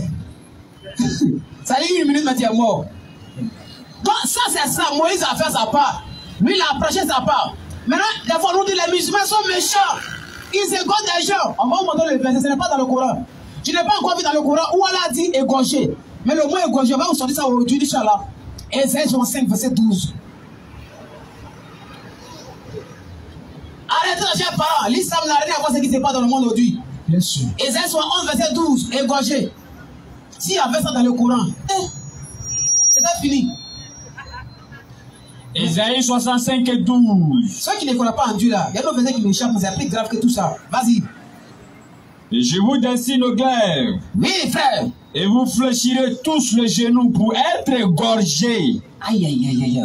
Bon, ça, s'il y avait ça dans le Coran, un musulman peut parler devant qui encore? Le Coran dit on n'a qu'à égorger les mécréants. Ils vont nous dire ça. La lecture, mon frère. Je vous destine au glaive, Ésaïe 65 et 12. Je vous destine au glaive. Oui. Et vous fléchirez tous les genoux. Oui. Pour être égorgés. Être égorgé. Ah, vous aussi. Car j'ai appelé, vous n'avez point répondu. C'est-à-dire, celui qui ne croit pas en Dieu, Dieu ne nous a fait ça.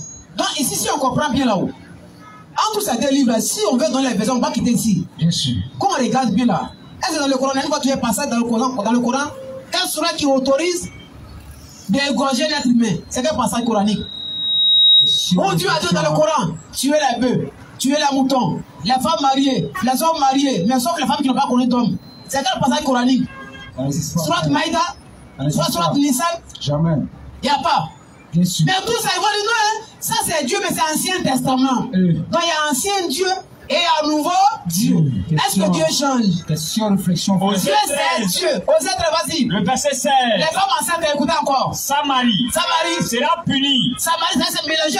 Ça dit deux peuples, les juifs et les païens mélangés ensemble. Vas-y. Samarie sera punie. Samarie sera punie. Parce qu'elle s'est révoltée contre son Dieu. Elles ne sont pas prêtes à accepter la foi de Dieu, la loi de Dieu, bien sûr. Ils tomberont par l'épée. Vas-y, frère. Leurs petits enfants seront écrasés. Les petits enfants seront écrasés. Et l'on fendra le ventre de leur femme enceinte. Attention. Ça, si j'ai dit Coran, musulmans doivent être tranquilles. Si nous on va être malhonnêtes, une femme enceinte là-haut, mais est-ce que le bébé a problème avec Dieu? Question, hein? On doit faire quoi ensuite? Et l'on fendra le ventre de leur femme enceinte. Donc, si on devient les chirurgiens maintenant, même si on n'a pas pitié, mais au moins une femme qui est enceinte là-haut. C'est terrible, chers parents. En conclusion, pour vous, chers parents, l'islam, c'est pas la région de commander des terroristes. L'islam n'a rien à voir avec ça. Ceux qui se réclament de Allah, qui disent croient en Allah, et l'islam, c'est les régions qui font ça, ils sont maudits. Surat 33, le verset 57, vous ça aussi, s'il te plaît. Il y a beaucoup de choses, même brûler les villages, maisons. Non, c'est mon dernier verset. Il va encore la question rapidement. Il est déjà 17h48. Surat 33, 57.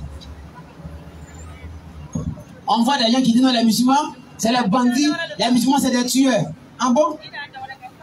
Si on veut donner les versets ici, là, le Coran est petit devant, après des tueurs. La Bible, même, il n'y a rien. Égorgé, il y a une femme qui est enceinte, on doit fondre ventre là. Chapitre 33, verset 57.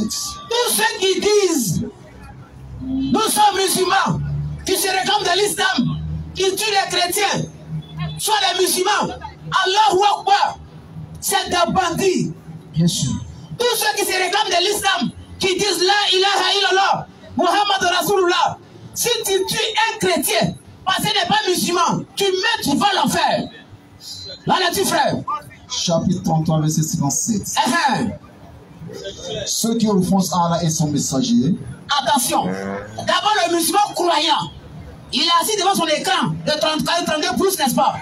Quand il voit un terroriste à la télé, il dit Allahu Akbar dans une église. Il expose l'église, hein? Tous les chrétiens meurent sous les champs. D'ailleurs, il les a sauvés. Allah dit, toi, tu dis cela, il va te bénir ou quoi? Il va te maudire. Mais non seulement tu fais mal aux musulmans, tu encours en Allah. Est-ce que Muhammad, quand il fait ça, il va dire quoi? L'islam, c'est la religion de violence. L'islam tue les non-musulmans. Écoutez le Coran, vas-y.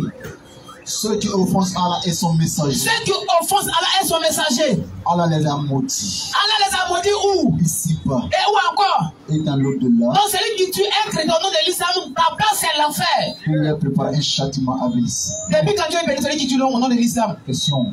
Donc ici on voit tous ceux qui tuent au nom de l'islam, c'est des maudits. Ce n'est pas moi, Sarah, qui a dit ça. Donc le verset est clair, chers parents. Encore pour dire l'islam n'a rien à voir avec ça. Tous ceux qui doutent de l'islam, à travers ce qu'on voit sur les médias là, l'islam n'a rien à voir avec tout ça. La preuve, on a quelques versets ici. Tuer les femmes, tu as connu d'hommes, mais sauf les jeunes femmes. Mais tout ça, c'est pas coranique et c'est biblique.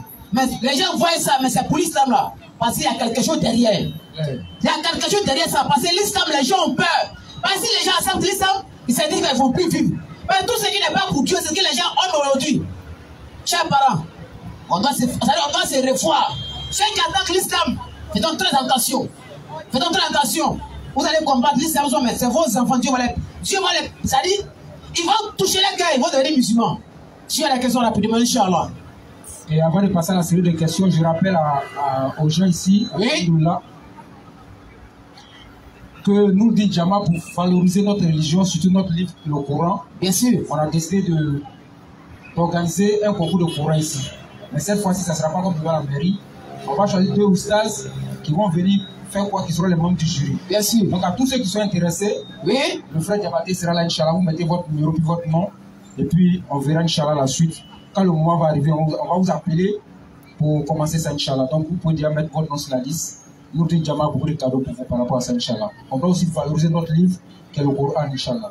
Frère, c'est la question. S'il vous plaît. Hier, il y a un moment qui était en train de prêcher avec Astor, il y avait un message qui est venu là. Oui. Par rapport à la fête d'année, ils ont très attention.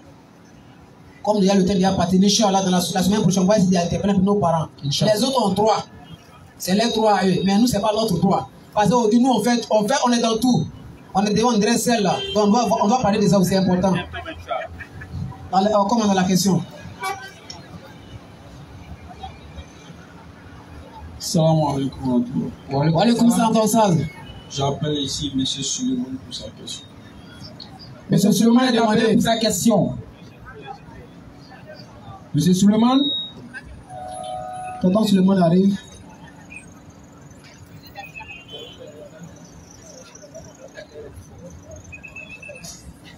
Salam alaikum, chers frères. Wa alaikum salam wa rahmatullahi wa barakatuh. Bonne arrivée. Merci. Bon, moi, ma question, c'est d'éclaircir quelque chose. Oui. Concernant l'arrivée de Jésus Issa. Alayhi salam. Voilà, alayhi salam. Comme à l'islam, il y a certains qui croient à l'arrivée de Issa. Oui. Et il y a certains qui ne croient pas. Oui. Et souvent, nos frères chrétiens écrivent cela. Oui. On dit, puisque nous disons que notre prophète Mohammed sallallahu alayhi wa sallam est le dernier des prophètes. Oui. Et on dit encore que Issa va revenir. Oui. Ils disent quoi? Bon, si Issa doit revenir, un prophète qui doit revenir après le prophète Mohammed, oui, c'est que c'est lui le dernier normalement. Ah, ok. Voilà, donc il faut éclaircir. S'il doit venir, oui, comment il doit venir et quel sera son rôle. Ok. Que les gens sachent cela. Alhamdulillah. Ok, merci le frère pour la question. Donc pour les musulmans qui disent que, bon, nous, on ne va pas se focaliser sur non, il vient pas. Le Coran est clair. Le Coran dit que Jésus sera l'un des signes de la fin des temps. Donc c'est le Coran qui dit que Jésus revient, c'est pas nous on a dit. C'est pas à dire, c'est le Coran même qui parle. Donc celui qui interprète ce verset à sa manière, voilà, voilà. Nous, le Coran est plus que clair pour dire Jésus va revenir, il sera l'un des signes de la fin des temps. Chapitre 43, verset 61. Vas-y frère. Il sera Jésus. Un signe au sujet de l'heure. Un signe au sujet de l'heure. N'en doutez point. N'en doutez point. Et puis tu ajoutes, ne doutez même pas de ça même. N'en doutez point. N'en doutez point. Et suivez-moi. Et suivez-moi, bien sûr. Voilà un droit chemin. Voilà un droit chemin. Bon, si c'est écrit quoi, Dieu dit de ne même pas douter de ça. Que toi tu viens maintenant supposer, faire des débats inutiles pour dire à tes naissants. Ça c'est ton problème. Le Coran t'a bien informé. Maintenant, quand il parle de Jésus va arriver, sera le dernier prophète. Mais Jésus a déjà venu, il a fait sa mission. Dieu l'a donné l'évangile. La mission de Jésus, c'était de pouvoir faire quoi? Confirmer l'évangile et amener les enfants d'Israël sur le droit chemin. La Torah, pardon. Confirmer la Torah à travers l'évangile. Et les guider sur le droit chemin. Il était l'ultime messager de la maison d'Israël pour que les enfants d'Israël puissent être sauvés. C'est-à-dire de venir préparer les bases de l'arrivée de Muhammad sallallahu alayhi wa sallam, en même temps amener les Juifs à croire non seulement lui Jésus et préparer en même temps le chemin de Muhammad sallallahu alayhi wa sallam. Ça, c'était sa mission. Maintenant, son retour ne fait pas de lui un nouveau prophète. Le retour de Jésus ne fait pas de Jésus un nouveau prophète. On le connaît déjà. Mais s'il revient, on dit il revient. Revient ne veut pas dire que tu es un nouveau. Et quand il revient, il fait quoi? Il suit la voie de Muhammad sallallahu alayhi wa sallam en faisant les 5 prières comme les musulmans. Il ne vient pas avec une nouvelle loi, encore moins un nouveau livre. Il vient prier derrière qui? L'imam Mahdi. Et aussi fait quoi? Venu passer en son nom, il y a eu beaucoup de choses qui ont été faites. Il y a eu trop de dégâts qui ont été faits au nom de qui? Au nom d'Isa alayhi salam. Donc il vient pour régler ça, pour détruire la croix, pour dire à nos parents, je ne suis pas Dieu. Je suis un prophète de Dieu et j'ai été envoyé par Dieu. Donc il ne fait pas de lui un nouveau prophète. Donc le retour de Jésus ne fait pas de lui un nouveau prophète. Le dernier des prophètes, c'est Muhammad sallallahu alayhi wa sallam. Prochaine question. J'aimerais appuyer bien rapidement. C'est aujourd'hui là. Nous n'avions pas du tout de problème avec le nom de Moïse, bien sûr. Abraham, il n'y a pas de problème, c'est clair. David, il n'y a pas de problème. Mais quand on touche Jésus, il y a un problème. Donc, comme c'est pardon, tout est gâté là. Donc, c'est pas venir faire cet conflit, bien sûr. Parce qu'aujourd'hui, si nous on parle de Jéhovah, nous on blasphème. Parce qu'il y a des trucs dans le Coran, si on dit là, ils vont dire non, les musulmans ont été insultés. C'est pas nous, c'est Dieu qui a dit ça. Parce qu'au nom de Jésus, les croyants ont eu beaucoup de problèmes sur la terre ici. Beaucoup de gens ont eu beaucoup de difficultés. Donc, Dieu va l'envoyer pour mettre fin à tous ces conflits-là. Par exemple, quand on dit Jésus est fils de Dieu là, il y a beaucoup, le Coran dit non, ils n'ont qu'à cesser de dire ça. Mais s'il te plaît, tu vois le passage 5,72. Soit 5, verset 72 à 73, rapidement s'il vous plaît. Parce qu'aujourd'hui, ça là, on va parler. Chapitre 5, verset 72. Vas-y. Ce sont sept des mécréants. Ce sont sept des mécréants. Ceux qui disent. En vérité.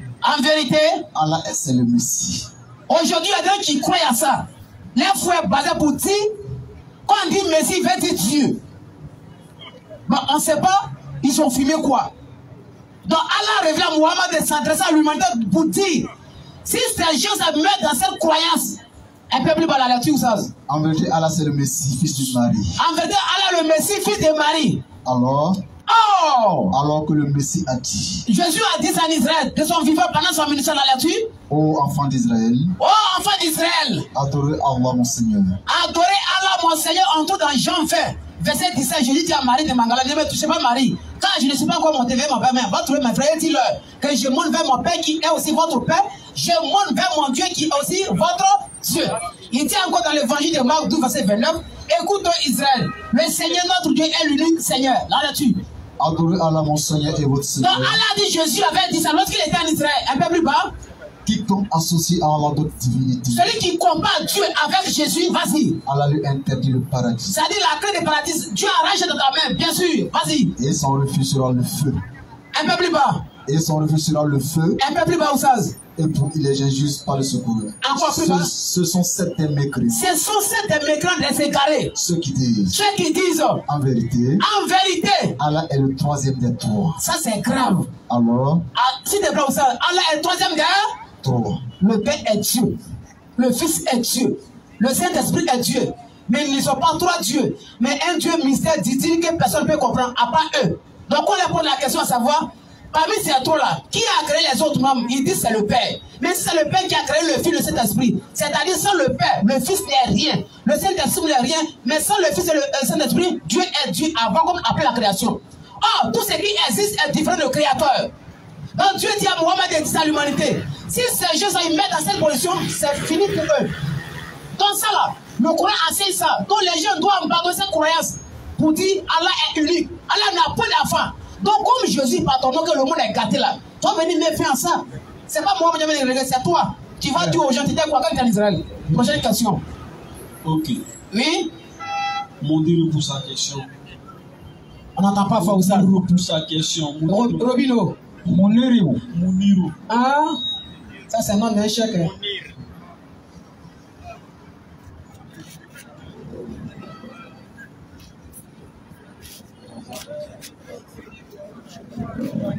Salam alaikum. Wa alaikum salam wa rahmatullah, Oustaz. Ma question est... Oui? Si vous travaillez dans une entreprise... Oui. Et que les heures du travail ne vous permettent pas de faire les prières à l'heure exacte, est-ce que la foi musulmane, vous laissez le travail ou soit vous travaillez jusqu'au soir où vous rattrapez tous les prières? Ça dépend de quel travail. C'est ce que je dis. Pourquoi? Parce que je dis, les horaires du travail, tu ne connais pas pouvoir les faire. Par exemple, sur toi-même. Si tu travailles dans un endroit, par exemple, chez un monsieur, ton patron, par exemple, n'est pas musulman, mais tu peux le faire comprendre, ah patron, comment on peut, par exemple, à 13h, est-ce que, par exemple, s'il a levé de ma prière, Allah au témoin de toutes choses.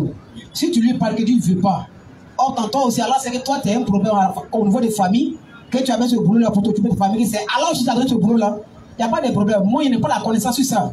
Mais mes frères vont essayer de te répondre, Inch'Allah ou Ta'ala. C'est pour ça que demander, ça dépend de quel travail. Moi, je prends globalement, c'est tout ce qui... Celui qui travaille sur les bras aussi, il a consommé?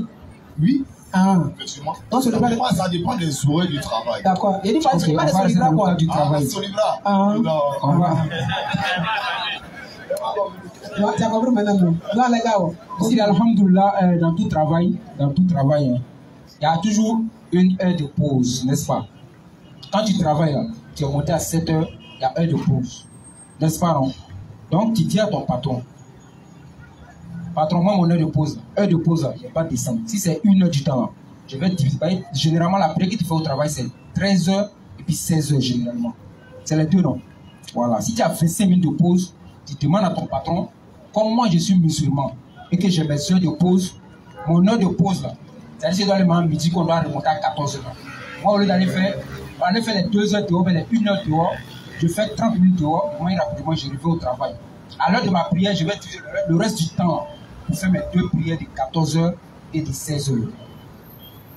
Maintenant, quand tu lui fais comprendre oui. Cela, et il dit, lui, ça ne l'arrange pas, tu fais quoi? Tu continues le travail? Ça ne l'arrange pas comment? Je ne comprends pas. T'as accordé le temps. Non, le temps est imposé. Le temps pour la pause dans le travail imposé. Ça dépend de quelle heure. Si normalement que tu dois travailler, par exemple, de 5h à 11h, oui. Que tu dois répondre 11h et jusqu'à 17h, oui. Là, tu fais comment? De 5h à 11h. Donc, de 11h à 17h, il n'y a pas heure de pause. Non, ça dépend de quel travail tu fais. Voilà pourquoi j'ai dit aussi que ça va globalement, c'est tout le travail. Ok. Alhamdulillah, on va essayer d'ajouter quelques graines de sel. Inch'Allah. Donc, s'il n'est pas compliqué, on va te rappeler vers les imams. Donc, il n'y a même pas de problème. Tu sais, souvent, c'est nous-mêmes qui faisons cette histoire de mon patron ne veut pas que j'y prie là. Tu vois, non? Par exemple, la question, il y avait compris 2 choses. La première, le travail fait que tu n'arrives pas à aller prier. C'est-à-dire qu'il y a tellement de clients, à cause de ça, tu n'arrives pas à aller prier. Ou bien, c'est le patron même qui dit, je ne veux pas que tu pries ici. Si c'est le patron lui-même et que tu vas, parce que avant tout boulot là, il y a ce qu'on appelle entretien. Dans votre entretien là, si toi tu lui as caché que chaque heure de prière, je dois aller prier là, mais il va te boycotter comme ça. Tu comprends? Il y a une petite histoire. Un frère qui est parti dans une entreprise pour aller prier. Tu vois, non? Et dans l'entretien, ils n'ont pas abordé le sujet de la prière. Et quand l'heure de la prière est arrivée, le jeune s'est levé pour aller prier. Tous ceux qui étaient là disent, hey, tu as pas de problème, le boss, hein? Est-ce qu'il les a calculés même? Il est parti prier. Et quand il est revenu, le boss a appris que non, le jeune est parti prier. Le boss l'a appelé dans son bureau. Et le boss lui dit, si l'heure de la prière est arrivée, tu allais prier, moi je vais te renvoyer. Il a dit au boss, il n'y a pas de problème. Quand l'heure de la prière est arrivée, le jeune s'est levé, il allait prier. Donc le boss était un blanc. Il a vu que le jeune était tellement sincère dans ce qu'il fait, il a appelé, il dit, viens, à partir de maintenant, si l'heure de la salade, tu vas t'y prier, mais de grâce. Il ne faut pas prier dans mon lieu ici, mais il faut aller prier dans un autre coin, mais il ne faut pas que tu vas tuer. Tu comprends, non? Quand l'heure de la prière est arrivée net, l'enfant s'est levé, il partait prier. Tous ceux qui étaient musulmans dans l'entreprise, ils sont levés aussi, ça va prier. Le boss dit, mais vous là, vous battez où? Ils se sont levés, ils sont levés, vous battez où? Il dit, non, on est musulmans aussi. Vous êtes musulmans ici, ça fait combien d'années on est ensemble? Les gens qui, au moins 2 ou 3, 4 là, il les a chassés tous. L'enfant est resté dans l'entreprise là. Il dit, vous n'êtes pas sincères avec vos propres créateurs. Donc si dès la base, tu as pu lui parler de ça, il n'y a pas de problème. Tu vois, non? Okay, ça c'est la première base. Maintenant, deuxièmement, ou maintenant tu as essayé de mettre ta base et puis il ne veut pas, pourtant tu as besoin du boulot pour pouvoir t'occuper des parents et autres, tout ça, dans ce boulot-là. En tout cas, il faut faire beaucoup de toi. Demander à Allah, il n'a qu'à t'enlever là-bas. Inch'Allah, si on s'est compris. Maintenant, si on ne s'est pas compris, la grande mosquée n'est pas... Ah, on s'est compris. Ah, ok, il n'y a pas de problème. Tu parles à la mosquée, quoi. Car il donne la bonne compréhension. Hein? Une dernière personne, rapidement, s'il veut. On peut prendre une dernière personne au sens. Une dernière personne. laisse après Lazare. On va finir Lazare, on prend une dernière question un peu, Inch'Allah.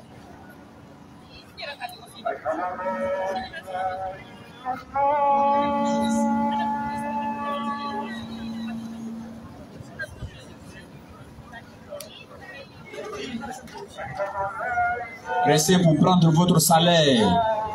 Sinon, tu vas faire un travail cadeau. Tu t'es assis, tu as attendu jusqu'au moment où Allah doit payer là. Maintenant, tu t'es levé pour aller à la maison.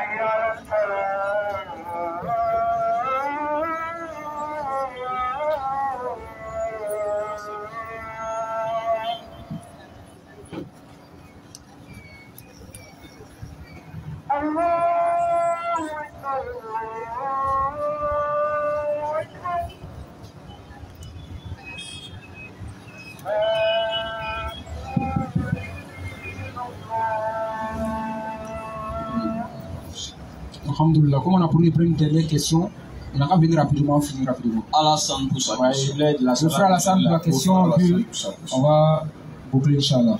On a pensé que c'était à 20 comme ça, on priait. À 5 déjà, on fait azan. Salam alaikum wa rahmatullah. Wa alaikum salam wa rahmatullah. Wa alaikum salam, Moussaz. Et que l'explication que vous avez donnée sur le prophète Isa alayhi salam et Moïse alayhi salam. Si c'est réellement l'enseignement que Dieu les a donné, ou bien si ça a été mal interprété. Parce que je n'arrive pas à bien comprendre. Sur la violence qu'on a. Sur la violence, oui. Donc, on a pris ça au fait pour montrer pas les gens qui sont malhonnêtes. Moi, par exemple, il y a un qui a fait un post un jour pour dire le Coran est violent, il a pris le Coran chapitre 9. Non, le Coran enseigne la guerre. Il dit, mon frère, comme le Coran enseigne la guerre, ce qu'on va faire, tu sors 100 versets du Coran qui parlent de la guerre. Moi, je sors 150 versets dans ton livre qui parlent de la guerre. Celui qui a fait ça là, on va voir le livre des deux. Il dit, non, ça c'est la malhonnêteté. Ancien Testament, il a passé. Ah, tu dis quoi? C'est écrit dans ton livre, c'est pas écrit dans ton livre. C'est écrit dans son livre. Mais il a peur qu'on aille là-bas. Ce sont les enseignements qu'Allah donne aux prophètes, n'est-ce pas? Au fait, et puis les guerres que les prophètes font, ce n'est pas des guerres pour aller attaquer de manière offensive. C'est quand les prophètes sont attaqués par les mécréants qu'Allah donne l'autorisation aux prophètes de se défendre. Mais cela ne veut pas dire que les prophètes là, ils ne viennent pas de Dieu. On a pris ces enseignements pour te montrer que aussi, les anciens prophètes qui sont passés avant Muhammad sallallahu alayhi wa sallam, Allah leur a donné quoi? L'autorisation aussi de combattre des peuples mécréants avant le prophète Muhammad sallallahu alayhi wa sallam. Donc quand tu vas juger le prophète Muhammad sur la base de la guerre, allons voir l'enseignement de Moussa alayhi salam, allons voir ce que Jésus a dit, et puis on va voir ce que Muhammad sallallahu alayhi wa sallam a dit par rapport à ce point. Sinon, c'est un enseignement que Dieu a donné. C'est pourquoi nous disons à ces frères-là, ils n'ont qu'à mettre les choses dans leur contexte. On va se lever l'index, Inch'Allah. les derniers de la salat. Ok. H. Ado. An. La ilaha. Illallah. Wa ashhadu. Anna. Muhammadan. Rasulullah. Qu'Allah nous bénisse. Vraiment, l'heure de la salat aussi a bien changé.